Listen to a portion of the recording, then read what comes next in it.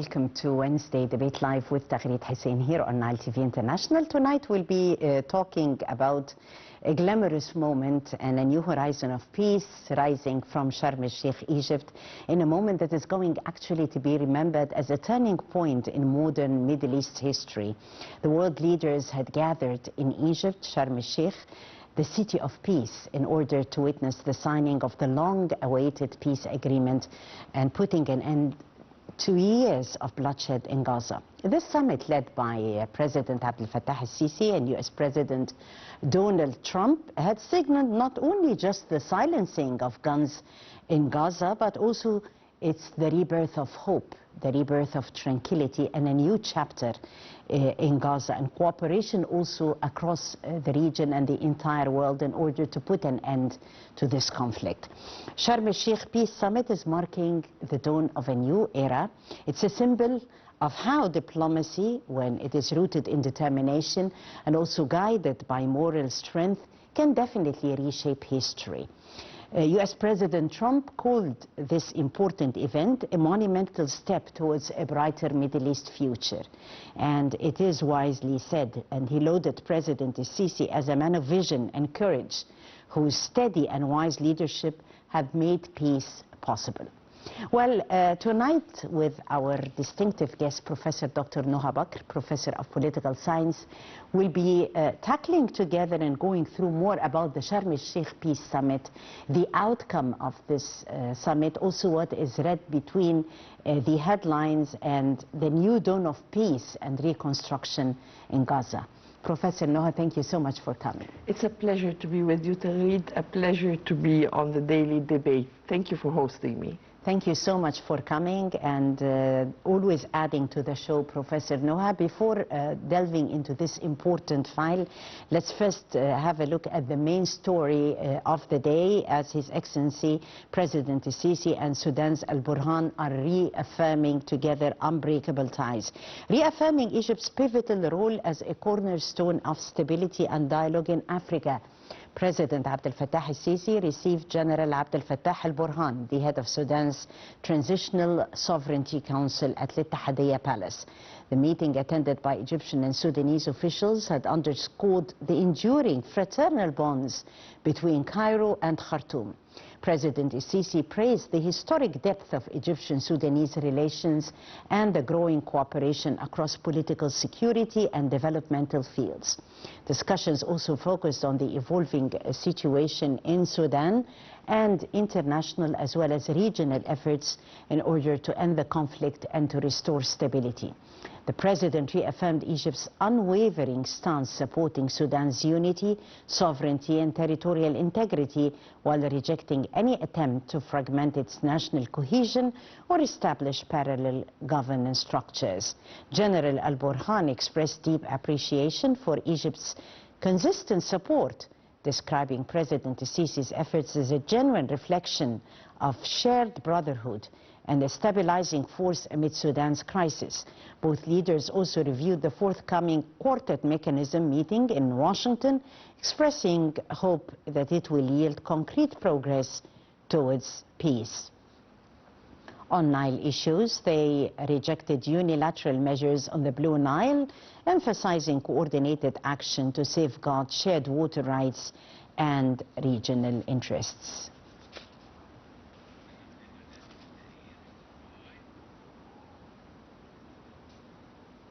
Well, more concerning the file, of course, the outcome of Sharm el-Sheikh Peace Summit and how actually it has been a historic gathering in Egypt that opened a ray of hope for the whole region and the world, thinking, of course, of peace. And the convention under the joint leadership of President Abdel Fattah al-Sisi and President Donald Trump. Let's watch this report and we'll be back. Trump lauded President Sisi as peacemaker at Sharm el-Sheikh Peace Summit. In a historic gathering in Sharm el-Sheikh, over 20 world leaders convened under the joint leadership of President Abdel Fattah el-Sisi and U.S. President Donald Trump to witness the signing of a peace agreement aimed at ending the Gaza war and ushering in a new era of stability across the Middle East. At the heart of the summit lay the Sharm el-Sheikh Agreement, which the signatories described in a White House release text as a historic and genuine commitment to implement the peace framework, one that's bringing an end to over 2 years of suffering and open a new chapter marked by hope, shared security and regional prosperity. Trump, standing alongside President Sisi, offered praise for Egypt's leading role, applauding President Sisi as a strong leader, adept at combining political authority with a strategic vision, remarking that Egypt's commitment to stability stands in stark contrast to chronic turmoil elsewhere. In his remarks, Trump hailed this summit as one of the most powerful assemblies of nations ever convened on the issue of peace. President Sisi, standing before an audience of global leaders, declared that Egypt's diplomacy never rests and that its mission is to heal the wounds of conflict with wisdom, patience and justice, stressing that Egypt will continue to stand as a pillar of stability and peace not only for Gaza but for the entire Middle East, as Egypt's strength lies not merely in its power but in its ability to unite peoples and bridge divides. President Sisi also stated that Trump's initiative represents a chance for peace, emphasizing Egypt's unwavering resolve to mediate and host post-war reconstructive efforts in Gaza. In this regard, President Sisi extended an invitation to President Trump to attend the Gaza Reconstruction Summit, reaffirming Egypt's unwavering commitment to rebuilding Gaza and consolidating the peace achieved through the agreement. The invitation reflects Egypt's appreciation for President Trump's pivotal role in facilitating the peace accord and underscored the country's determination to translate diplomacy into tangible progress on the ground. In the summit's concluding declaration, the signatories pledged to translate the accord into tangible outcomes, implementing security arrangements, delivering humanitarian assistance, reviving Gaza's infrastructure, and promoting reconciliation via continuous dialogue. Hosting and facilitating such a gathering cements Egypt's role as a regional mediator par excellence, turning diplomatic resolve into action rather than rhetoric. Sharm el-Sheikh Summit succeeds in converting ambitious hopes into a real meeting with outcomes, marking the emergence of a new horizon for Gaza, as well as a turning point in Palestine's long struggle for peace.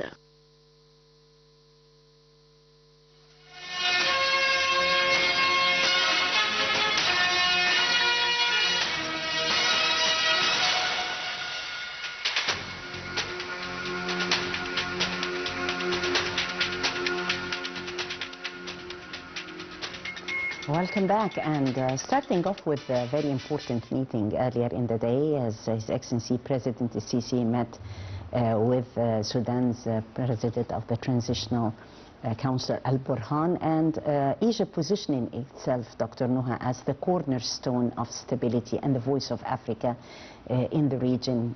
Well, a very important meeting that comes timely and at the heels of Egypt's efforts in Sharm el-Sheikh Peace Summit. I totally agree with you, Taghreed. And when it comes to Africa, Egypt is in the heart of Africa. Since the beginning, our revolution, 2013 revolution, Egypt had decided that one of its foreign policy pillars would be to be in the heart of Africa, to be part of Africa, active in Africa. And a further principle is not to intervene in other states' affairs, to be working always to support the unity of state and lack of fragmentation. In addition to this, Sudan is very important to Egypt. Sudan is part of Egypt's history. Sudan is our southern borders, so our national security in the south very much depends on Sudan. We have lots of Sudanese families living in Egypt due to these wars, and that has been acting one after the other in Sudan, civil wars. Egypt is very keen to support the Sudanese to maintain stability and security not only because of our national security, but because of all our ties with Sudan, because of our shared history, the Sudanese families that share. Part of them are in the South Sudanese and the other part is in the North. Egyptians married to each other. We have a long cultural history, and Egypt has been working to stabilize not only its borders, but the territory. We're keen on territorial security. We're keen on making a better world for everyone. Unfortunately, in the last decades, there has been lots of turbulence in our region. And Egypt has been involved trying, without interfering or taking sides, trying to be the problem solver to all these crises. And even trying to predict if there is a crisis. And with Sudan, we have shared the Nile.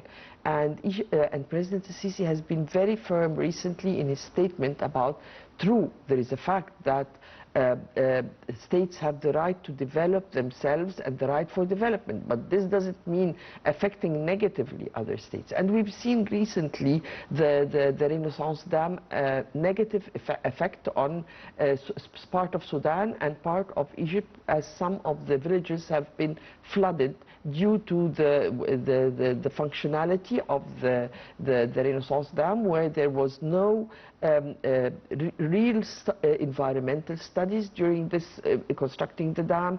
Egypt have been asking to be part of the functionality of the dam in order to be able to predict if there is a problem. So Sudan is always also part of Egypt always, discusses with the Renaissance Dam with Sudan. So it's a multi-layered relationship, and Egypt is keen on always on the security and safety of the Sudanese people. Yes, definitely. And since the chairmanship of Egypt of the African Union, Africa has always been in the heart, Egypt in the heart of Africa, and Africa at Egypt's heart as well, working actually hand in hand with our African brothers in order to achieve peace, stability, the sense of fraternal relations. And prosperity. We're keen on the free trade agreement. Yes. And Egypt is the port where free trade agreement can be of benefit to all the continent. And that's why we're working very closely and within the heart of the African Union to attain this. Yes, definitely. That was the first headline, and a very important headline happening earlier in the day. We'll be moving to Sharm el-Sheikh file, which is another victory, a very big victory for the Egyptian diplomacy. Actually, October is the month of blessings. It's the month of victories, and we're really glad that victories continue. Short break, we'll be back. إنهاء الحرب في غزة أفتح الباب لعهد جديد من السلام والاستقرار في الشرق الأوسط بل وفي العالم أجمع. اسمحوا لي أن أدعو فخامة الرئيس الأمريكي دونالد ترامب إلى الانضمام إلى قادة العالم الداعين إلى السلام. أود أن أشكر شركائنا في الولايات المتحدة وتركيا وقطر على جهودهم المخلصة لتنفيذ حل دولتين باعتباره السبيل الوحيد نحو تحقيق الطموح المشروع للشعبين. القيادة الحقيقية ليست في شن الحروب وإنما في القدرة على إنهائها، فلتكن حرب غزة آخر الحروب في الشرق الأوسط. عندما أقدم الرئيس أنور السادات رحمه الله بخطى ثابتة غير مسبوقة في تاريخ المنطقة وبادر بزيارة تاريخية إلى القدس. إن السلام لا تصنعه الحكومات وحدها بل تبنيه الشعوب. السلام يظل خيارنا الاستراتيجي. معا مدوا أيديكم لنتعاون في تحقيق السلام العادل والدائم لجميع شعوب المنطقة. Welcome back. As His Excellency President Sisi had said, Professor Noha, that Sharm el-Sheikh Peace Summit is a golden opportunity that is opening new horizons for peace in the region. It brought together regional as well as global actors, all for peace. Exactly. For years, Egypt has been working on the Palestinian-Israeli case. Actually, every time the president have went to General Assembly union or gathering in the United Nations, he have discussed this issue, and he have said that there will be no peace in the region so long as the roots of the problem is still there. Israelis and Palestinians have to solve the problems. Unfortunately, on the 7th of October, when what happened has been happened, when Hamas have taken hostages, on the other side, Israel has acted with aggressive use of violence and force, to the extent that there were calls that this is actually genocide, and the issue has been raised in the International Criminal Court. We have seen full destruction of the infrastructure. 2 years where Israel has been halting or putting obstacles in front of the basics of support for the coming from through Rafah to the people of Gaza. Egypt has opened its borders to welcome those who were injured or wounded and their families, to foreigners living in Gaza. We've been working on bilateral level, on multilateral level, for countries to understand the crisis, and for countries to recognize the state of Palestine. Recently, with the full support of the United States, we know that President Trump is keen to be viewed and remembered in history as a man of peace. And for this, he has put all his pressure on the Israeli side in order to hold this war, cease fire, and simply he has put a plan of 20 points that goes one step after the other in order to stop this war, to cease fire, and to reconstruct Gaza, and for the people of Gaza not to be enforced to leave their place, even if they leave, to be allowed to come back, and the reconstruction of Gaza. Actually, this was discussed, and in Sharm between the Hamas and the Israeli side, through the mediators. Egypt has been working very hard on mediating, and with Turkey and Qatar hand in hand. We've seen also the French and the Saudis in New York making a full conference for states or foreign states to recognize and to call or announce the recognition of the state of Palestine. And all this have, as you can say, has been folding up and gathering up to put an end to this. I don't consider it a war, because a war is between two partners, but this was bombarding the Palestinians and the people of Gaza, with them having very little to fight back.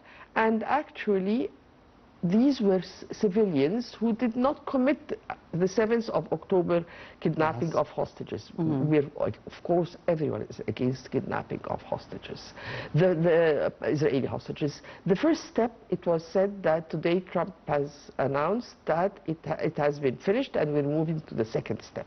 The first step in Trump's plan was simply the return of the hostages, alive, 20 alive, 28 they were dead bodies, and the freeing of 250 prisoners, Palestinian prisoners. This has happened on the both sides.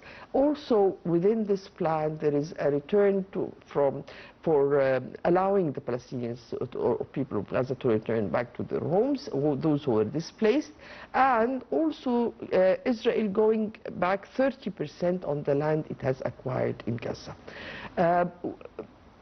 We don't know about the going back of Israel on the land it has acquired. It was not announced in the media yet, but the exchange of hostages for the prisoners, the Palestinian prisoners, has taken place with the help of Egypt on the prisoners' side and with the help of the Red Cross on the hostage side.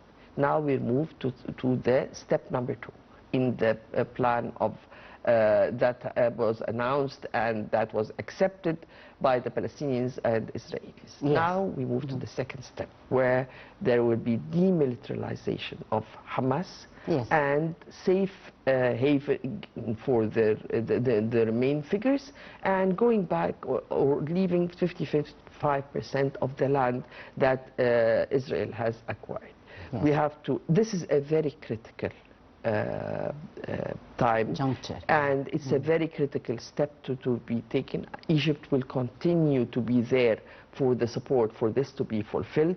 It's continuing also to play its role with the Palestinian factions, because yes, unfortunately the Palestinians are not united as one hand.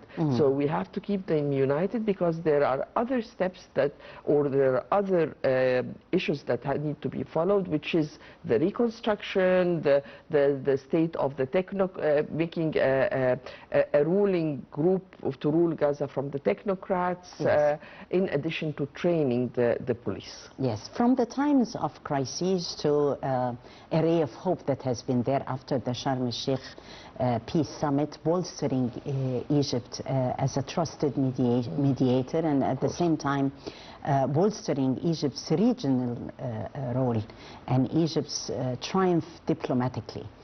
How do you see the messages that had been sent from Sharm el-Sheikh peace summit worldwide? And allow me also to add the accumulative experience of Egypt in Yes, dealing with negotiations in this crisis, which simply has enabled our mediators to play an effective role, because they know the psychology of the Israelis and of the Palestinians, of Hamas. They know how to talk, and they are trusted.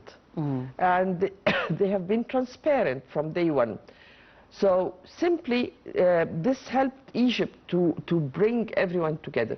Also, we have to remember that with Egypt there was Qatar, and there was Turkey playing a role, and at a certain critical stage Turkey has interfered in order also to convince Hamas that they will not be supporting Hamas. Hamas has to give up and accept this deal or this plan that was announced by President Trump. No one in the world can accept, or his conscience can bear, what has happened to the people of Gaza. yes, It will take years and years and loads of money to reconstruct and build the infrastructure that was devastated, and also you need to build back the human beings that were hurt, that have seen all this misery that happening to their families, to their parents, fleeing away and leaving all their valuable belongings, etc. Yes. So I think that it will take long time, not only for the reconstruction, but also to be able to build peace between Israel, hopefully, and the Palestinians. We hope that one day we can reach the two-state solutions again. yes, definitely. Well, with the presence of U.S. President Donald Trump, and some observers said that this is the American return to the Middle East, they called it this way. How does this achieve this sense of a balance between the balance of power and in the whole Middle East, in your opinion? The American return to the Middle East. We need to look at the bigger picture. The bigger picture was, although the Israelis were winning on the ground, but they were being isolated from the world. And Trump also have been recognizing that this has been affecting the image of the United States as a superpower, and he himself is keen on having peace resolutions everywhere. So it's for him personally, his belief that he wants to be remembered for peace, in addition to the fact that their main, because a fact is Israel is the main ally of the United States. So their main ally, although winning on the ground or winning on more people being killed, but they are losing in the overall picture. And also the fact that within Israel the divisions started to exist among the Israelis. This has made the United States and the Israelis want, or the Americans being able to convince the Israelis to end this and to cease fire. There were several efforts done before. even before President Trump comes to power. But the fact that he has put all his power, all his capacities behind that, all his team, because we've seen also Trump working with a team that's been coming here and going there, traveling, coming to Egypt in the final days in the negotiations. So why did he come? He came to prove to the world that he can do it, to prove to the world that he's a man of peace, and also the fact that he has came to Egypt, and all these leaders have came to Egypt in order to guarantee that this will be fulfilled. Because it is not a detailed agreement. It is not an agreement that we're used to, like agreements that were concluded within the supervision of the United Nations. We don't have peacekeeping forces coming from the Security Council or mandated from the Security Council. It is a different way of doing things, different way of doing diplomacy, and this is how Trump does things. He is oriented or focused on results. He's result-oriented, and he is not willing to waste time. He's very speedy. All this is happening over day and night. I was, you know, with all my happiness, this is happening in Sharm el-Sheikh. I really pitied the people in Sharm el-Sheikh working overnight to accommodate all these leaders. You're talking about all these reporters, making everything secure, the meeting halls, etc. It's not an easy job to be done overnight. But with the enthusiasm and the pressure from the American side, from President Trump himself, it happened. Yes, it happened, and it was actually a smash hit. It was like stealing headlines throughout the day. All eyes of the world were on Egypt and the summit and what is happening. We've seen many scenes of the summit that brought to us as Egyptians the feeling of being very much proud to be Egyptians. President Trump has been at the Knesset. But no other leaders have been there. It was everyone coming to Egypt because it is there where everything was with the support of all mediators, but Egypt was the one welcoming everyone, and everyone celebrating with hope for the future of. Now we're starting talks about the reconstruction of Gaza. Several 2 weeks ago. Where were we? Yes. It was, and not only that, but we can see that now, you know, food is entering Gaza, medications is entering Gaza, fuel is entering Gaza. So all these huge trucks are entering for the support of people of Gaza who did not find food, or there were no fuel to move food within Gaza, even if it reaches Gaza. Medication is starting to be distributed and we'll be seeing soon hospitals being able to support people. All this is bringing. Today I was sitting with an Egyptian reporter, and she told me that her Palestinian colleagues and reporters in Gaza are full of hope that life will be able again. There is already a difference on the ground. It couldn't have been, I have to say, and give the credit of this to President Trump, it couldn't have happened without President Trump, America putting all its weight and pressure on Prime Minister Netanyahu to accept.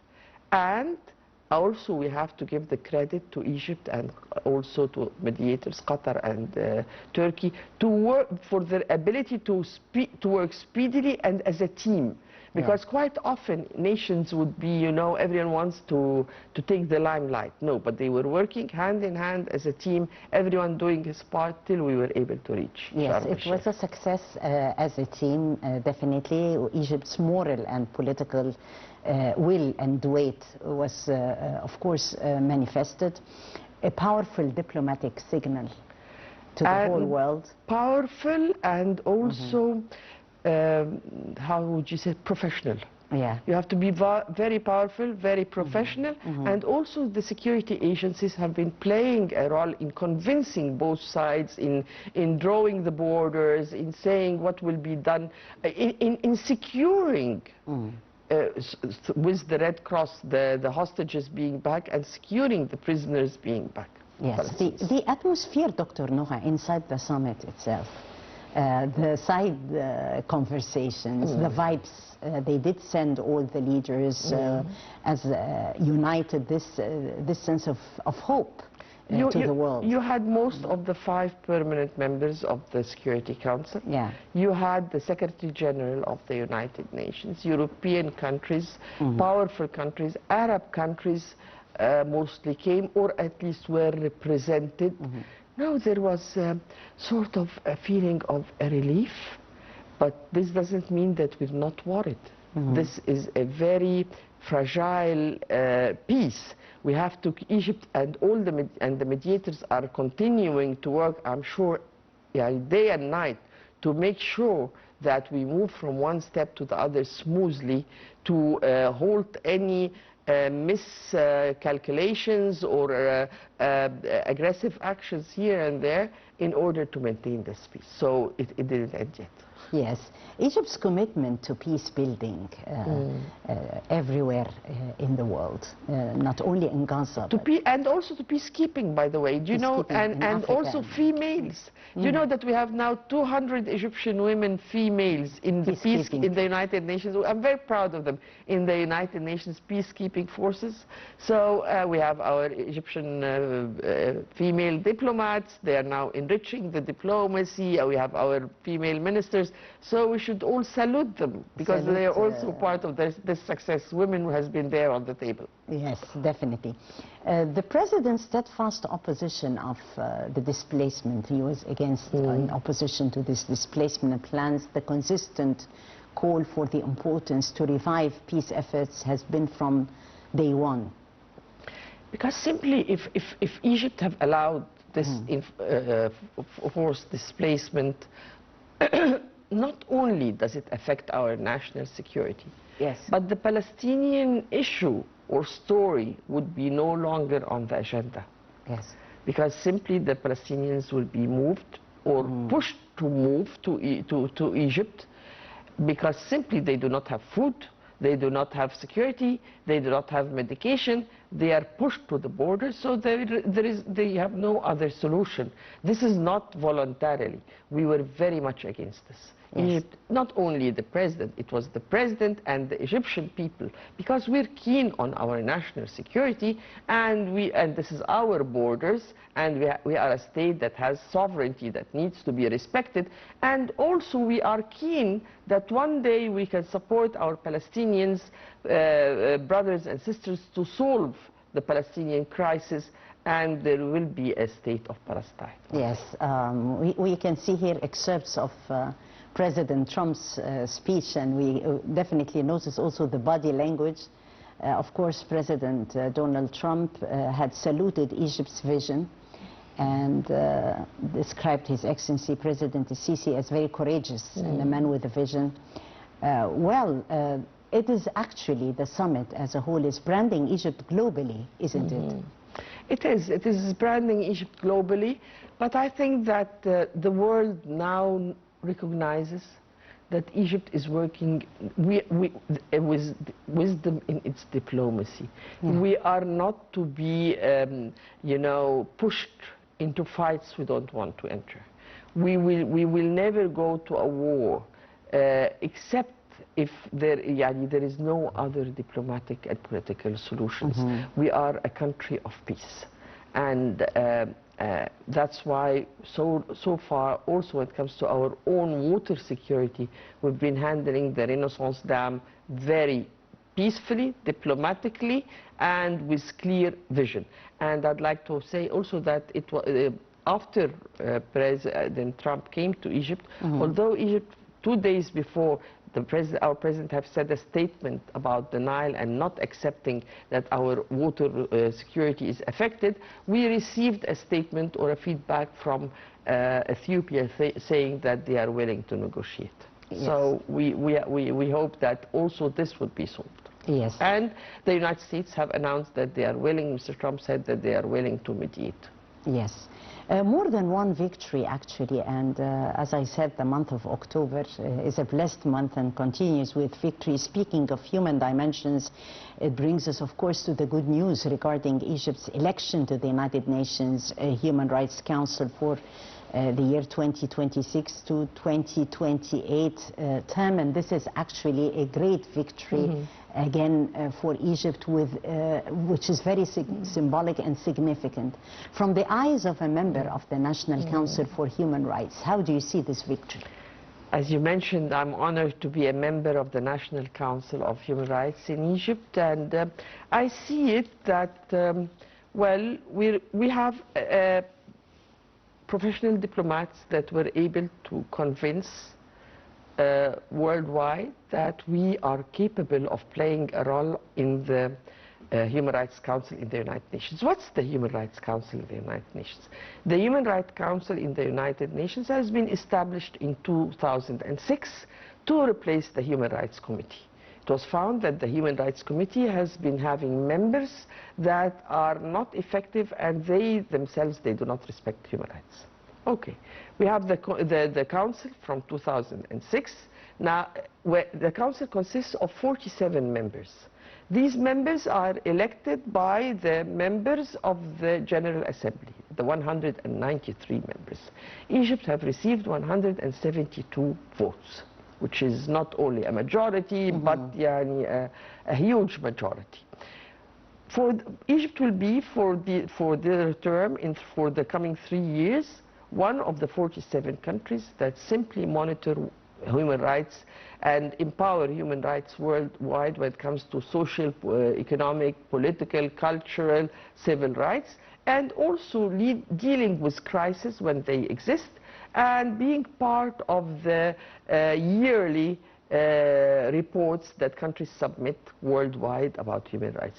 Does this mean we're doing well when it comes to human rights, or we're doing better? Of course, it's an indication that we are doing better. And we are now also continuously working on submitting our reports about Egypt on their time, on their due time. Is there a country worldwide that has 100% respect of human rights? No. No. We've seen this, we've witnessed this. Unfortunately, also recently, we've seen the worst. But Egypt has been, in 2021, we have established our strategy from 2021 to 2026 on human rights. We're working on it. We're having our KPIs, our indicators that measure how far we're doing. We are working on changing the legislations and also changing the awareness, the public awareness of people about human rights and how to get their rights and also do their duties. Yes, a very important milestone, and Egypt's human dimension, which brings it again another victory for Egypt on the global stage. Dr. Bakr, if we talk about the recent mediation success, it has been actually a tough task. However, it needs consistency, as we said. What are the expected scenarios, as you see it, in order to make this great effort, tangible effort that has been achieved on solid grounds at Sharm el-Sheikh be quite persistent, in your opinion? This is like the plan of Mr. Trump, President Trump, and finishing the first step, moving to the second step. It's like a baby in an incubator. You have to make sure that the level of oxygen is the right level, that he is very well fed the proper kind of milk, not any milk, because he's very sensitive. This is the situation now. And that's why Egypt continues to play an effort. And that's why mediators are all very alert. And that's why the 20 countries or more that came, the rulers to Egypt, and President Trump himself, when he came to Egypt, to say that he will continue to support. He said that I will not allow war again. War has ended and it will not be allowed again. So we also need the continuous support of President Trump, and there is a belief that he is capable, because he was capable to end it overnight. Right.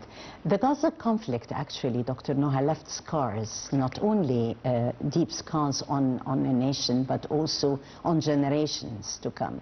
So how are we making up for that? And actually, this model of renewal now, how are we supporting the reconstruction of Gaza, keeping this quite consistent and moving forward?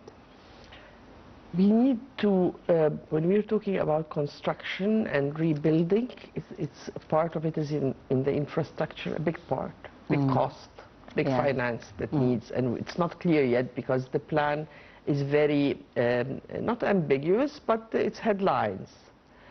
But also we need to rebuild, reconstruct and support the psychology of the human beings who live this misery. And I think everyone is talking about reconstruction of Gaza. But we need also to talk about the reconstruction and support for the people of Gaza, who have lived this misery for 2 years, children, schools, how you can induct quickly schools, hospitals, psychological support. And here you will need the civil society to a great extent, because it's the civil society that can penetrate and enter within families and support them. Yes. How can Sharm el-Sheikh summit, in your idea, in your opinion, Dr. Noha, make a new perception of global diplomacy? We've seen on stage global diplomacy in the finest terms and means behind the high-level negotiations and the diplomatic shuttles. What lessons learned? That our old schools of diplomacy is not functioning anymore. There is, you know, with all this developments, globalization... How do you see the school of diplomacy that would be functioning nowadays? I think that there is, or my analysis, unless there is serious reforms within the United Nations, or whatever you can call, simply this can, it didn't function. The United Nations didn't function. The Secretary General came as a guest to endorse, to guarantee, but they have been working on that, but they are not effective. So we need to find, you know, Dr. Boutros Ghali had a saying that after every major war, there is an international organization being established. After World War I, you had the League of Nations. After World War II, you had the United Nations. Actually, he believes that the end of the Cold War was also an end of a major war, but there was no new international organization established. Actually, if you add to this all the developments and the globalization and the artificial intelligence, all this needs something different that will be able to support the world when there is a crisis, be able to mediate, because you cannot continue to depend on one individual, the President of the United States, because the United States was there also before Trump, and the war was continuing and people were bombarded. So you need to, and the mediators were there, but they were not effective to stop this war. So simply you need a new system for the internationals, a new organizer to organize, because international organization comes from organizing the international relations. So the international relations have changed. The world system as a whole, as one superpower and zero other powers, is also changing. The structure is changing. So you need something different, and this is where think tanks need to work. This is where countries need to sit and be frank with themselves. There is a need for a system, because our diplomatic previous system is no longer functioning. Yeah, and of course engaging the youth as well, because civil it's society. very important, the youth, the civil society, media diplomacy becoming a vital extension of its statecraft right now. Thank you so much, Professor Dr. Noha Bakr, Professor of Political Science, for joining us tonight on Wednesday Debate Live and reading with us the outcome of the important peace summit at Sharm el-Sheikh, Egypt, that we're really very proud of the outcome. Thank you so much, Dr. Noha. And I thank you, dear viewers, for joining us. I'm Taghreed Hussein. Many thanks for watching.